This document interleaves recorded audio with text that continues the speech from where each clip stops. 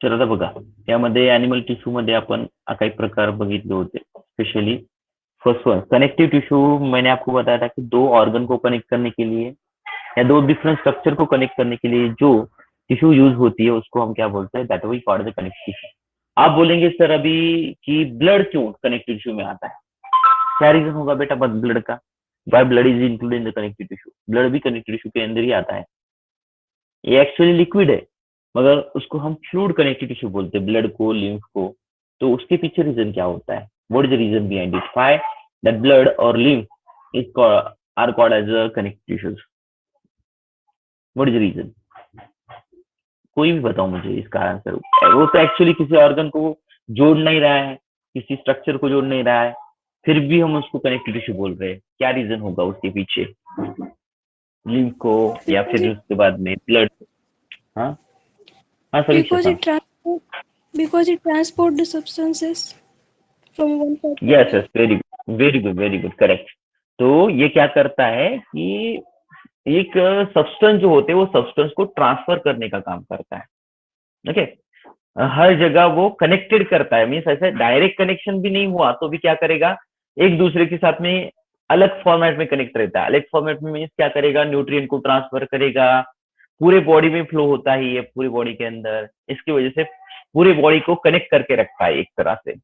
इसकी वजह से इसको हम क्या बोलेंगे, that we called as a connective tissue. और दूसरा एक इंपॉर्टेंट रीजन होता है, इसके अंदर भी कुछ सेल्स होते हैं, जैसे कि डब्ल्यूबीसी होती है, आरबीसी होती है, प्लेटलेट्स होती है. इनको भी एक जगह रखने का काम करता है. इसकी वजह से भी हम उसको कनेक्टिव टिश्यू कंसिडर करते हैं. सिंपली दो रीजन है इसके कनेक्टिव टिश्यू बोलने के. पहला तो सबसे इंपॉर्टेंट रीजन है कि वो पूरे बॉडी में फ्लो होता है. पूरे बॉडी में फ्लो होने की वजह से वो पूरे बॉडी के ऑर्गन्स को एक दूसरे के कांटेक्ट में रखता है, एक दूसरे से कनेक्शन में रखता है. इसकी वजह से उसको हम कनेक्टिव टिश्यू बोलेंगे. और दूसरा रीजन, उसके अंदर जो कंस्टिट्यूएंट पाए जाते हैं उनको भी जोड़ के रखता है वो. इसकी वजह से उसको हम कनेक्टिव टिश्यू बोलेंगे. हमारा बोन, अभी कुछ कनेक्टिव टिश्यू के एग्जांपल बताइए मुझे. Tell me some examples of connective tissue. इसमें बहुत सारे कैटेगरीज है. जैसे एपिथेलियल टिश्यू के मैंने बताया आपको कल, उस तरह कनेक्टिव टिश्यू के अंदर भी बहुत सारे कैटेगरीज होते हैं. कोण से एखाद दोन एक्झाम्पल सांगा बरं बेटा मला याचं, कनेक्टिव्ह टिश्यूचं टाइप्स ऑफ कनेक्टिव्ह टिश्यूचे. कशामध्ये असतं connective tissue? Bones, types of. हा, बोन ही कनेक्टिव्ह टिश्यू आहे, correct. Bone cartilage, is a connective. Yes, cartilage also. Bones, cartilage, ये कौन सी कैटेगरी में आती है कनेक्टिव टिश्यू के? बोन्स और कार्टिलेज जो होती है वो कौन सी कैटेगरी में आती है, बताओ मुझे. It is included in which category? कोणत्या प्रकारच्या कनेक्टिव्ह टिश्यू मध्ये त्याला उल्लेख करत असतो आपण? बघा, तुम्हाला लक्ष द्यायला सांगतो मी. कनेक्टिव टिश्यू जो होती है इसका डिवाइडेशन दो टाइप में होता है स्पेशली पहली बार. तो पहला टाइप जो है उसको हम बोलते हैं connective tissue proper. Connective tissue proper पहिली कॅटेगरी असते कनेक्टिव टिश्यू प्रॉपर. आणि दुसरी कॅटेगरी असते second one specialized connective tissue. तर कनेक्टिव्ह टिश्यू प्रॉपर म्हणजे काय आणि स्पेशलाइज्ड कनेक्टिव्ह टिश्यू काय म्हणजे काय सांगा बरं मला. कनेक्टिव्ह टिश्यू प्रॉपर, सीटी प्रॉपर. सीटी म्हणजे कनेक्टिव्ह टिश्यू, सीटी प्रॉपर, PROPER प्रॉपर. और दूसरा वाला जो है वो है स्पेशलाइज्ड सीटी. स्पेशलाइज्ड सीटी क्या मीनिंग होगा बेटा इसका, बता सकता है मुझे कोई? कनेक्टिव टिश्यू प्रॉपर क्या होगा और स्पेशलाइज्ड कनेक्टिव टिश्यू क्या होगा? Connective tissue proper means those connective tissue are responsible for the connection. ज्यादा से ज्यादा उसका फंक्शन कनेक्शन का होता है, स्पेशल कनेक्शन के लिए यूज होती है ज्यादा से. इसकी वजह से उसको कनेक्टिव टिश्यू प्रॉपर कंसिडर किया जाता है. वो उसका मेन फंक्शन होता है, बाकी के फंक्शन और फंक्शन होते हैं. उसी वजह से उसको कनेक्टिव टिश्यू प्रॉपर कहा जाता है. और जो स्पेशलाइज्ड कनेक्टिव टिश्यू होती है इसका कोई तो दूसरा फंक्शन मेन होता है और कनेक्शन का काम बाद में करती है. इसकी वजह से उसको स्पेशलाइज्ड कनेक्टिव टिश्यू बोलते हैं. जैसे कि हमारी बोन्स, हमारी कार्टिलेज, उसके बाद में हमारा बॉडी का फ्लूइड, ब्लड हो या लिम्फ हो, वो स्पेशलाइज्ड कनेक्टिव टिश्यू है. क्यों है? क्योंकि उसके दूसरे कुछ एडिशनल फंक्शन है और वो फंक्शन मेन है. जैसे कि ऑक्सीजन ट्रांसपोर्ट करना ब्लड का काम है, न्यूट्रिएंट ट्रांसपोर्ट करना ब्लड का काम है, हार्मोन को कैरी करना, एंजाइम को कैरी करना वो ब्लड का काम है, सॉरी हार्मोन का कैरी करना वो ब्लड का काम है। वो मेन फंक्शन हो गए, और उसके बाद में सेकेंडरी फंक्शन हो गया कनेक्शन का। इसकी वजह से उसको स्पेशलाइज्ड कनेक्टिव टिश्यू कहा जाता है। इसके बाद में बोन्स भी देखिए, बोन क्या करता है, बॉडी को सपोर्ट देता है, बॉडी को प्रोटेक्ट करता है, एक्सेट्रा, फ्रेमवर्क तैयार करता है बॉडी का। इसकी वजह से वो भी कैसा है, एक टाइप का स्पेशलाइज्ड कनेक्टिव टिश्यू है। मगर कनेक्टिव टिश्यू प्रॉपर में वैसा नहीं होता। कनेक्टिव टिश्यू प्रॉपर का सबसे बड़ा एम होता है कनेक्शन का, उसके बाद में वो साइड ऑप्शन, साइड कनेक्शन में दूसरे कुछ फंक्शन कंट्रोल करती है। ओके, तो ये हो गया difference between the connective tissue proper and the connective specialized connective tissue. तो बोन और ब्लड जो है वो स्पेशलाइज्ड कनेक्टिव टिश्यू में आता है, और एडिकुलर कनेक्टिव टिश्यू, उसके बाद में एडिपोज कनेक्टिव टिश्यू, टेंडॉन्स, लिगामेंट्स, ये जो होते हैं ना, ये आते हैं देखो प्रॉपर कनेक्टिव टिश्यू में। तो उसके बाद में देखिए मस्कुलर टिश्यू के बारे में हम डिस्कस करेंगे। एक शॉर्ट इंट्रोडक्शन देख रहे हैं सबका हम। तो उसके अंदर आता है देखो मस्कुलर टिश्यू क्या होता है, बेटा बता सकते हो मुझे कोई? मस्कुलर टिश्यू कौन से कैटेगरी वाले टिश्यू को हम मस्कुलर टिश्यू बोलेंगे? वन बाय वन डिस्कशन करने वाले हम इसका पूरा। सिर्फ मुझे बस बताओ कि मस्कुलर टिश्यू क्या होता है, what is mean by muscular tissue, क्या काम होगा इसका, कोणत्या प्रकारचं फंक्शन ते परफॉर्म करत असतात, सांगा, कोण सांगेल? They maintain the position of various parts of body. Yes yes, very good. त्यानंतर पोजीशन मेंटेन करता है, दूसरे क्या काम करता है बताओ मुझे? Any other work? Tissue which gives Performed by the- response to the stimulus.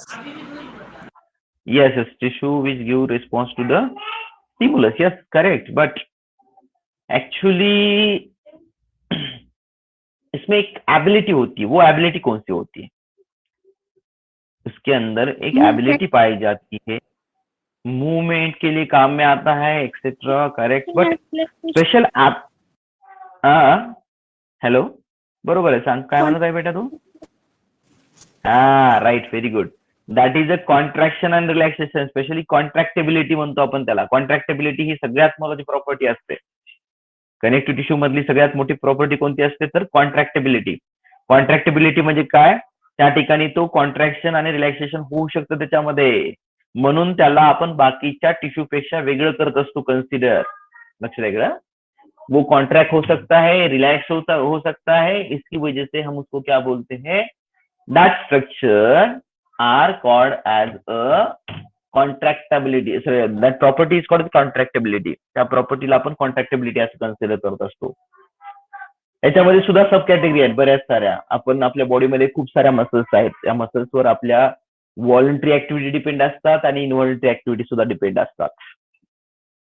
यामध्ये येतात बघा आपल्या स्मूथ मसल्स, त्यानंतर आपल्या स्केलेटल मसल्स, आणि त्याच्यानंतर आपल्या कार्डियक मसल्स, अशा प्रकारच्या 3 कॅटेगरीच्या मसल्स त्याच्यामध्ये इन्क्लूड केले जात असतात। त्याचं डिस्क्रिप्शन आपण डिटेलमध्ये डिस्कस करणार आहोत।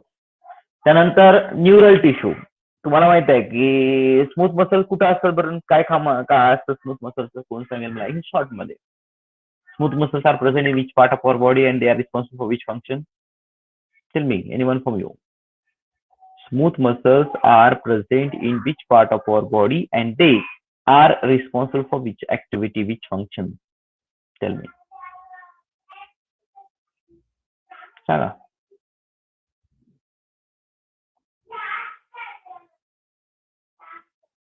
हॅलो,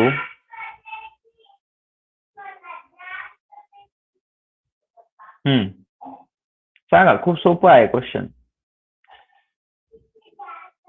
स्टोमक में रहता येस, स्मूथ मसल जे असतात ना ते आपल्या विसरल ऑर्गन मध्ये प्रेझेंट असतात. विसरल ऑर्गन म्हणजे बॉडी मधले जे ऑर्गन्स असतात या मधल्या ऑर्गन मध्ये प्रेझेंट असणार आहे. ब्लड वेसल, ब्लड वेसल मध्ये मधल्या साईडला असतात ते मसल, करेक्ट आहे, त्यामध्ये असतात. स्टमक मध्ये असतात, करेक्ट, स्टमक मध्ये असतात, इंटेस्टाईन मध्ये असतात, इसॉफेगस मध्ये असतात. ओके, तर खूप सारे जे काही इंटरनल ऑर्गन्स ऍक्टिव्हिटीसाठी रिस्पॉन्सिबल, इन्व्हॉलंटरी ऍक्टिव्हिटीसाठी रिस्पॉन्सिबल असतात. You know involuntary and voluntary activity, this is a very simple question again for you. अतिशय साधा क्वेश्चन तुम्हाला विचारलाय मी की इन्व्हॉल्युंटरी आणि व्हॉलंटरी ऍक्टिव्हिटी काय फरक असतो बेटा? Voluntary activities are those activities which we perform with our willpower. Yes, very good, correct. And voluntary, involuntary activities means what? Sorry, तू उलट सांगितलं वाटायला. पुन्हा एकदा रिपीट कर बरं. थोडंसं मी ऐकण्यात विसरलो. हा सांग. Voluntary activities are those activities which we perform by our Yes, will. yes. Very good. आणि इन्व्हॉल्युंटरी ऍक्टिव्हिटी म्हणजे अपोजिट कसं असणार? Those are not depend on our own will. आपल्या इच्छेवर डिपेंड नसतात. त्यांना आपण इन्व्हॉल्युंटरी ऍक्टिव्हिटीज कन्सिडर करत असतो. जसं आपल्या शरीरामधलं सर्क्युलेशन आहे, ओके, हार्ट बिटिंग आहे, किंवा त्याच्यानंतर एखादं डायजेशनची प्रोसिजर आहे, एक्सक्रिशनची प्रोसिजर आहे. ही प्रोसेस जी असते ते आपल्या इच्छेवर डिपेंड असते का? या ज्या ऍक्टिव्हिटीज चालतात आपल्या शरीरामधल्या इन्व्हॉल्युंटरी ऍक्टिव्हिटीज, त्या आपल्या इच्छेवर डिपेंड आहेत का बरं? आपण म्हणलो तर स्टॉप करू शकतो का? आपण म्हणलो तर आपल्या त्या ऍक्टिव्हिटीला स्टॉप करू शकतो का? नाही करू शकत. ते रेग्युलरली चालणाऱ्या ऍक्टिव्हिटी आहेत. ते स्टॉप झाल्या म्हणजे त्या पर्सनची डेथ होत असते. म्हणून त्या ऍक्टिव्हिटीला आपण काय कन्सिडर करत असतो? इन्व्हॉल्युंटरी ऍक्टिव्हिटी कन्सिडर करत असतो. और उसको कौन कंप्लीट करता है? हमारी स्मूथ मसल्स कंप्लीट करते हैं. जे स्मूथ मसल्स असतात किंवा इन्व्हॉल्युंटरी मसल्स म्हणतो आपण त्याला, त्या मसल्स अशा प्रकारच्या ऍक्टिव्हिटीला कंट्रोल करत असतात. आणि व्हॉलंटरी ऍक्टिव्हिटीला कोण कंट्रोल करते सांगा बरं मला? व्हॉलंटरी ऍक्टिव्हिटी ज्या असतात त्यांना कोण कंट्रोल करत असतं? हमारी बॉडी की जो वॉलंटरी एक्टिविटीज होती है उनको कौन कंट्रोल करता है? Brain. ब्रेन तो सबको ही कंट्रोल करेगा. वॉलंटरी एक्टिविटी को भी कंट्रोल करेगा, उसके बाद में इनवॉलंटरी एक्टिविटी को भी कंट्रोल करेगा. मगर स्पेशली वॉलंटरी एक्टिविटी जो होती है वो कौन से मसल के ऊपर डिपेंड होती है? इन्वॉल्टरी Skeletal. मसल के ऊपर. Yes yes, very good. That is depend on the skeletal muscle. Correct. Skeletal muscle के ऊपर डिपेंड होता है. आता त्या मसलला आपण स्केलेटल मसल हा वर्ड का वापरतो? स्केलेटल मसलचं दुसरं नाव आहे बघा, लक्ष द्या इकडं. स्केलेटल मसलचं दुसरं नाव आहे, that is also called as a voluntary muscle. त्याला व्हॉलंटरी मसल सुद्धा म्हणतात किंवा स्ट्रायटेड मसल सुद्धा म्हणतात. त्याचे रिझन सुद्धा सांगणार आहे मी तुम्हाला. ओके, व्हॉलंटरी मसल्स का म्हणतात आपण त्याला? By they are called voluntary muscles because their activities are depend on our own will. आपल्या इच्छेवर त्या ऍक्टिव्हिटी डिपेंड असतात. आणि दुसरी गोष्ट त्याला स्केलेटल मसल तुम्हाला का म्हणायचं कारण काय सांगितलं बरं? सॉरी, क्या रीजन होगा उसके पीछे? Why they are called skeletal muscles? Tell me. त्याला आपण स्केलेटल मसल्स का म्हणतो? Yes, they are attach to the skeleton, therefore they are called as a skeletal muscles. ते स्केलेटलला अटॅच असतात, बोन्सला अटॅच असतात, म्हणून त्यांना आपण स्केलेटल मसल्स असं कन्सिडर करतो. तिसरं एक नाव आहे त्याचं स्ट्रायटेड मसल्स म्हणून. त्याच्यावर बँड्स असतात, डार्क बँड आणि लाईट बँड नावाचे. त्यामुळं त्याला आपण स्ट्रायटेड मसल्स, स्ट्रायशन सुद्धा म्हणतो. त्याला स्ट्रायटेड मसल्स सुद्धा कन्सिडर करतात. अशा प्रकारच्या 3 कॅटेगरीच्या मसल्स. सॉरी, आणखी एक कॅटेगरी राहिली, कोणती? Cardiac muscles. कार्डियक वर्ड काय इंडिकेट करतो बरं सांगा मला? कार्डियक वर्ड क्या इंडिकेट करता है? उसका It is पूरा related डिस्क्रिप्शन to हमको देखना है. सांग काय म्हणली बेटा? Related to heart. Yes, correct. That is related to heart. Heart से रिलेटेड है वो. म्हणजे फक्त हर्ट मध्ये जे मसल्स आढळतात आपल्याला त्याला आपण काय कन्सिडर करत असतो? That we called as a, क्या बोलेंगे हम इसको? उस मसल्स को हम बोलते हैं कार्डियक मसल्स. फक्त हर्ट सोडून दुसऱ्या कोणत्याही ऑर्गन मध्ये हे मसल्स आपल्याला आढळत नसतात. म्हणून या टाइपच्या मसल्सला आपण काय कन्सिडर करत असतो? That muscles are called cardiac muscles. हृदयाचं जे कॉन्ट्रॅक्शन रिलॅक्सेशन असतं ते कॉन्ट्रॅक्शन रिलॅक्सेशन या मसल्सवर डिपेंड असतं. पंपिंग ऍक्शन जी म्हणतो आपण हृदयाची, ती पंपिंग ऍक्शन पूर्णपणे या मसल्सवर डिपेंड असते. क्लिअर? म्हणून त्याला आपण काय म्हणतो? That we called cardiac muscles. त्याच्यानंतर बघा आता दुसरा प्रकार, last one, neural tissue. Neural tissue word तुम्हाला सांगतो काय असतो, त्याचा अर्थ तो. न्यूरल टिश्यू, त्याचा अर्थ तुम्हाला लक्षात येईल काय आहे ते. क्या होता है neural tissue? Neural word indicates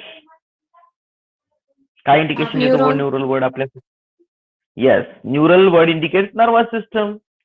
those means neuron एक प्रकार, न्यूरॉनच फक्त नुसत्या न्यूरॉनच नाही, त्याच्यामध्ये न्यूरोग्लियल नावाच्या सुद्धा सेल असतात. न्यूरोग्लियल सेल हे सपोर्टिव्ह सेल असतात, न्यूरॉनला मदत करतात न्यूरॉनच्या ऍक्टिव्हिटीमध्ये, त्याला सपोर्ट देण्याचं काम करतात, न्यूट्रिशन देण्याचं काम करत असतात.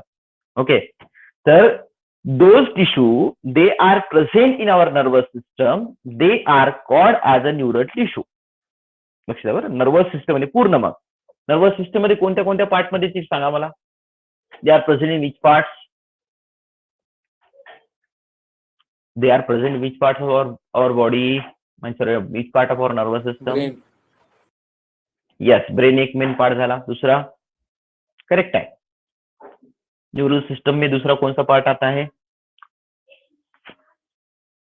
ब्रेन आला, ब्रेनच्या सोबत हार्ट येत नाही बेटा. हार्ट कसं येईल न्यूरल सिस्टम मध्ये. हार्ट हे सर्क्युलेटरी backbone. सिस्टमचा पार्ट झाला.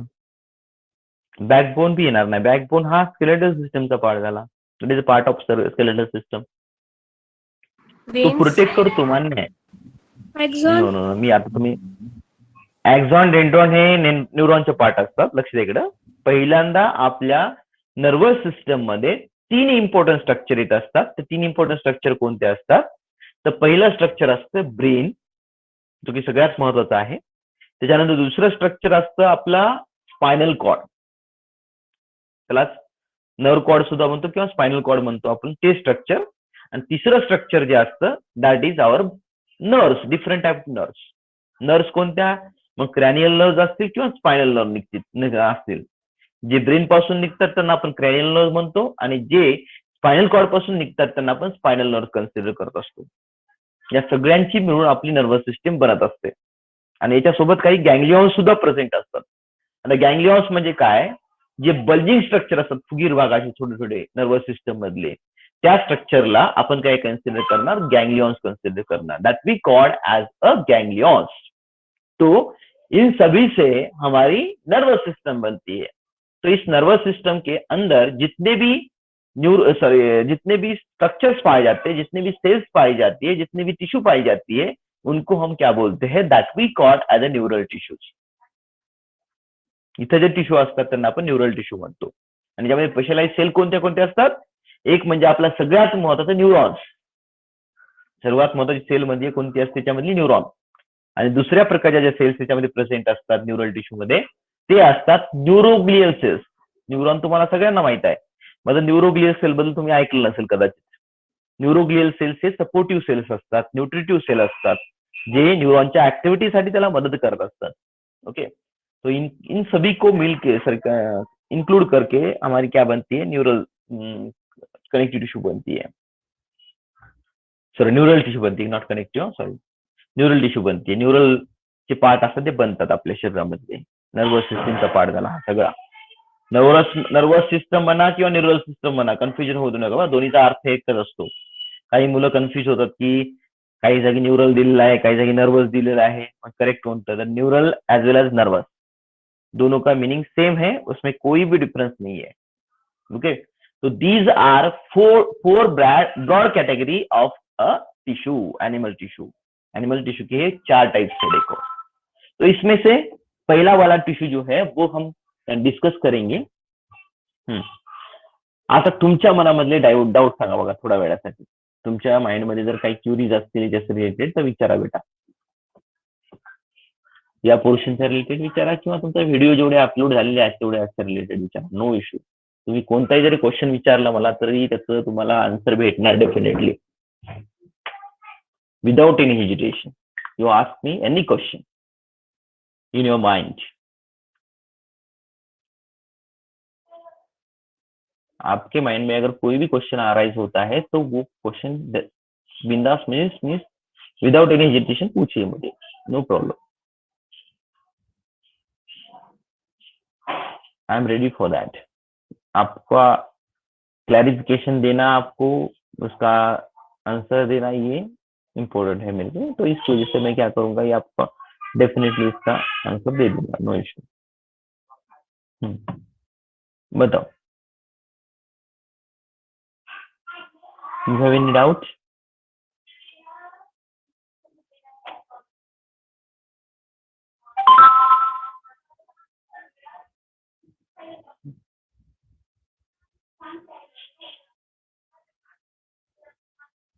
हॅलो समीक्षा,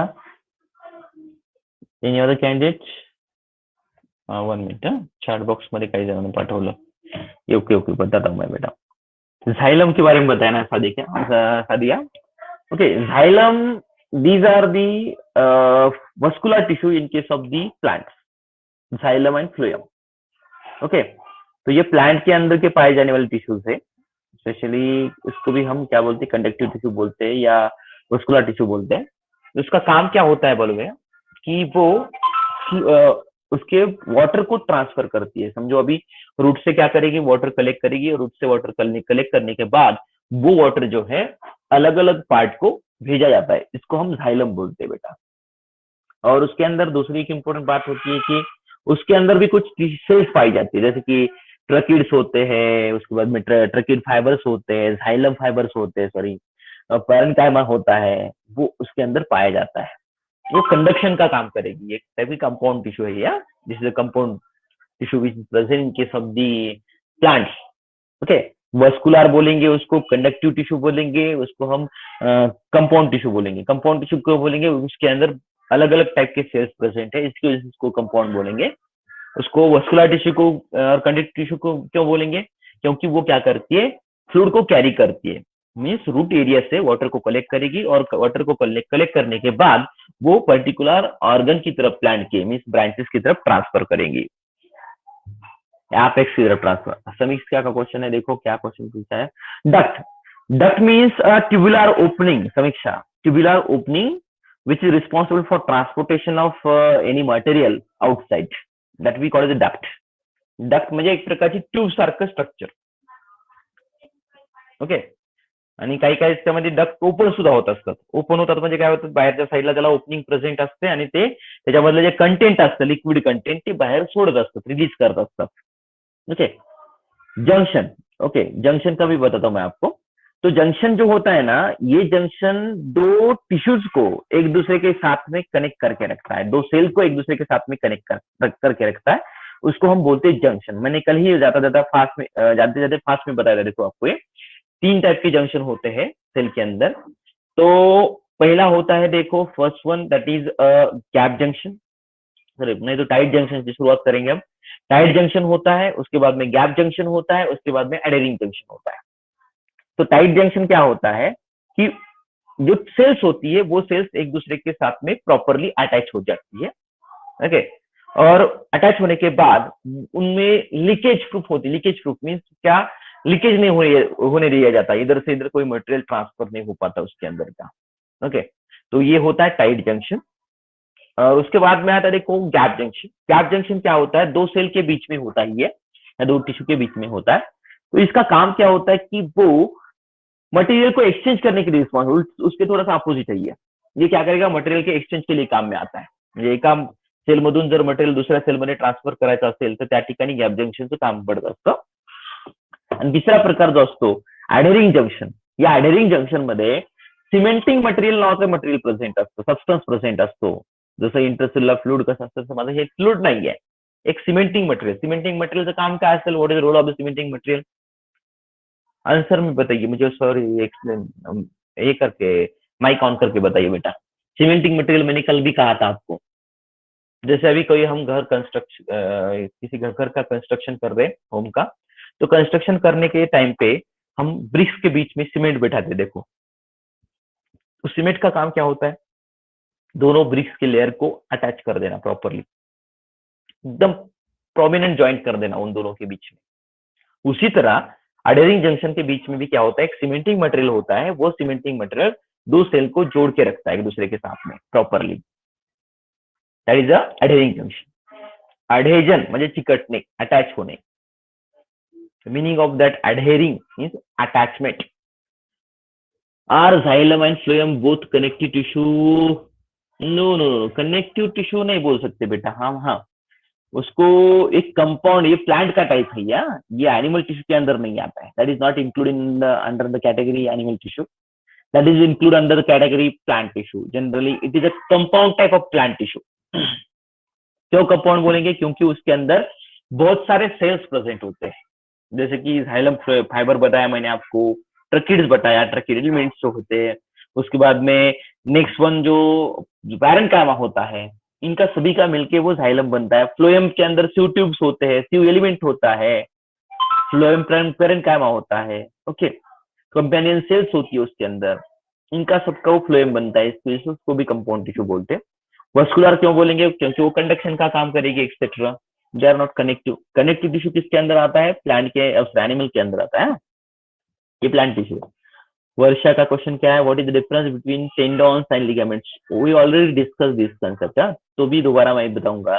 वर्षा इधर ध्यान दो। Tendon and ligaments, both of them are dense connective tissue.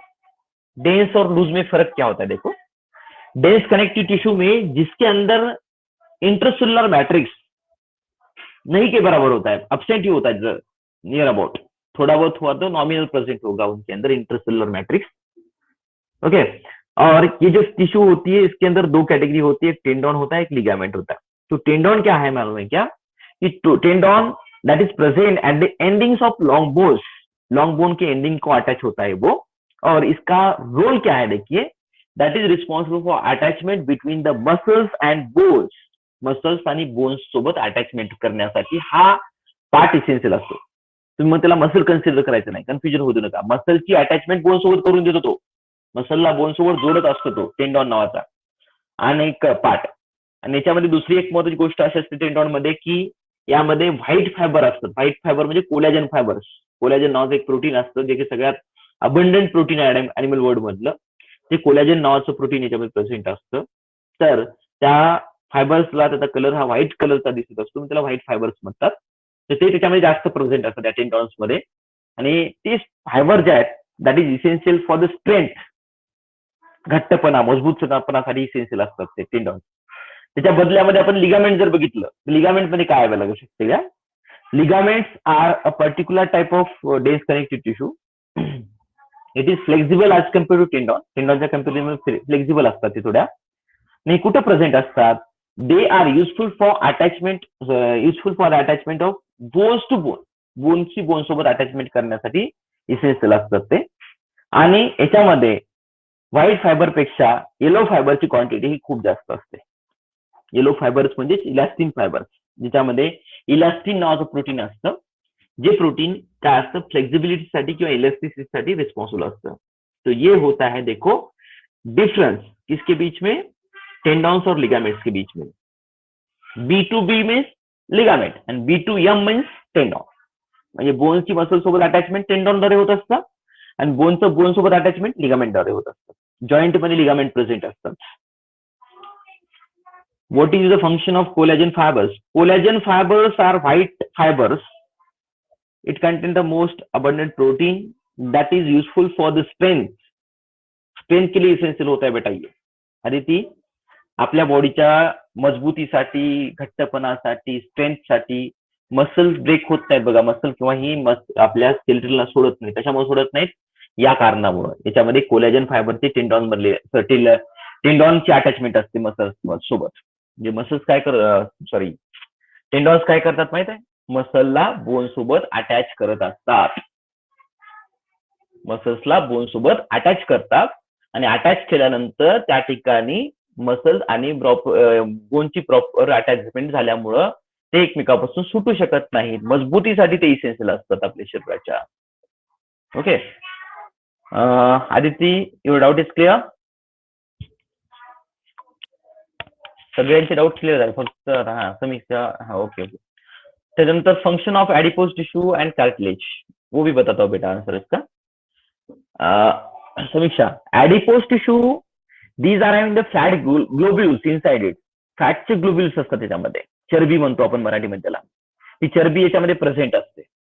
इसके अंदर क्या होता है? चर्बी प्रेजेंट होती है, फैट के ग्लोब्यूल्स प्रेजेंट होते हैं. इसको हम एडिपोज टिश्यू बोलते हैं. ओके, वो हमको क्या मिलता है? एनर्जी को स्टोर करके रखता है उसके अंदर.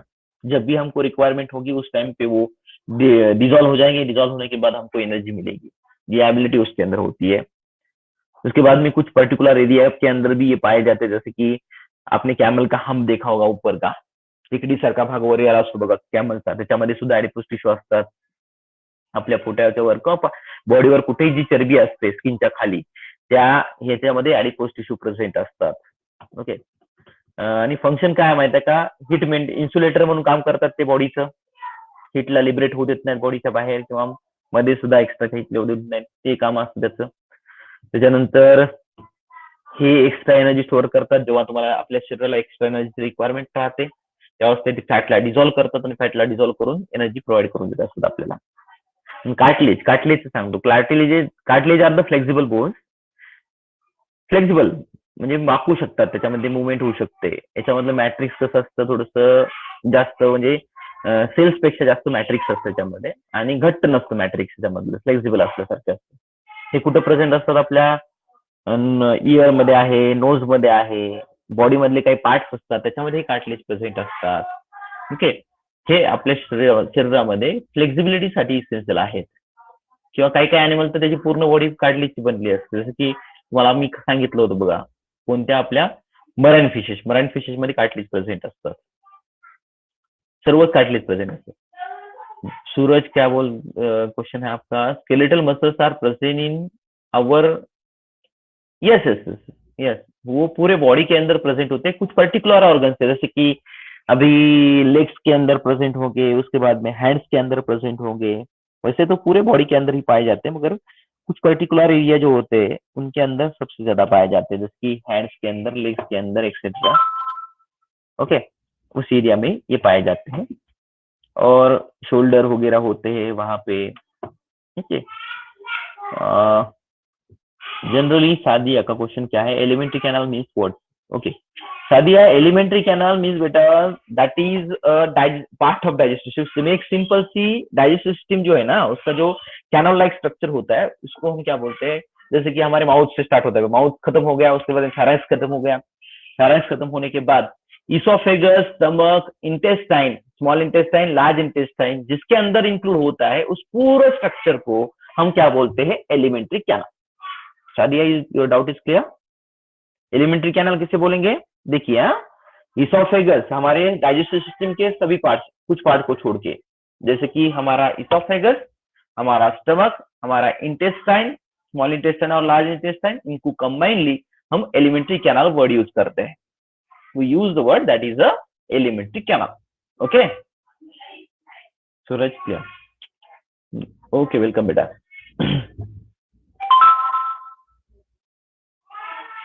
Chalo. Any other doubt? Yes sir. Hyaline cartilage. Aditya, hyaline cartilage जो होता है ना, हाइलिन कार्टिलेज बोलते हैं, ये सबसे ज्यादा कार्टिलेज हमारे बॉडी के अंदर पाया जाता है. वैसे 4 टाइप के कार्टिलेज होते हैं हमारे बॉडी के अंदर.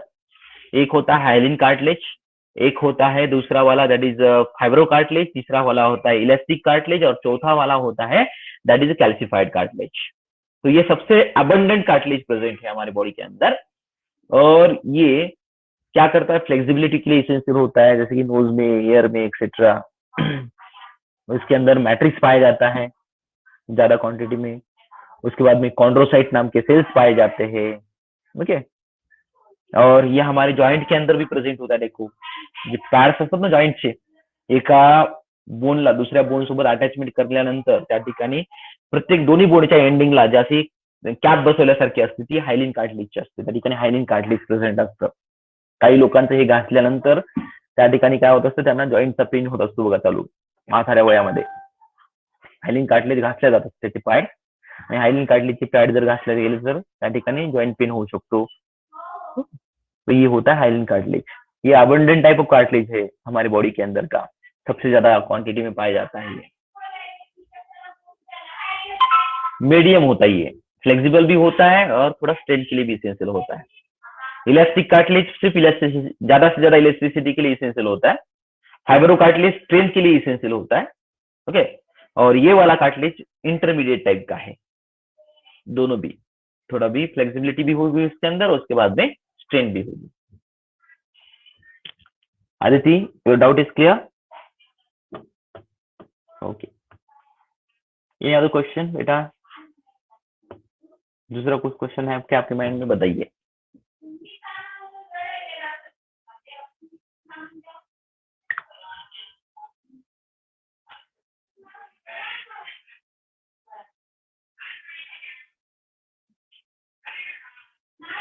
हा सांगा जे काही डाऊट असतील तुमच्या माइंड मध्ये सांगा बेटा. No problem.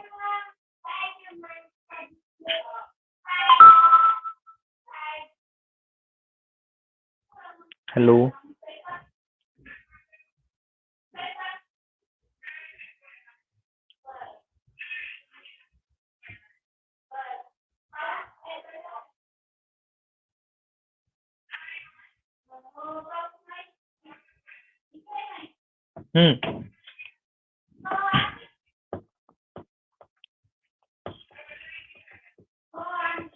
Hello.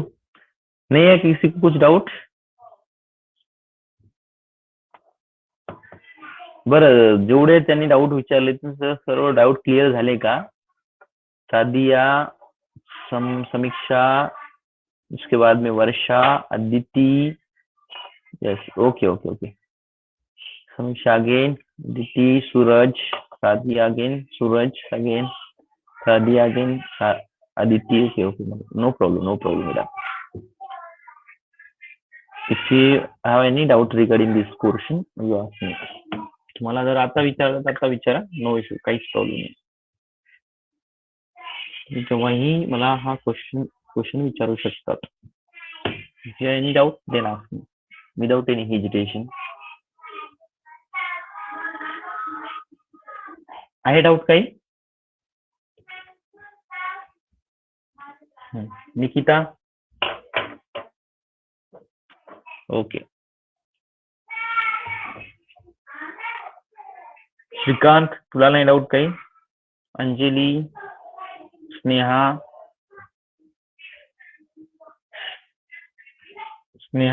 Again, Afan. मी सगळ्यांचे नाव प्रोनाउन्स करतो एकदम.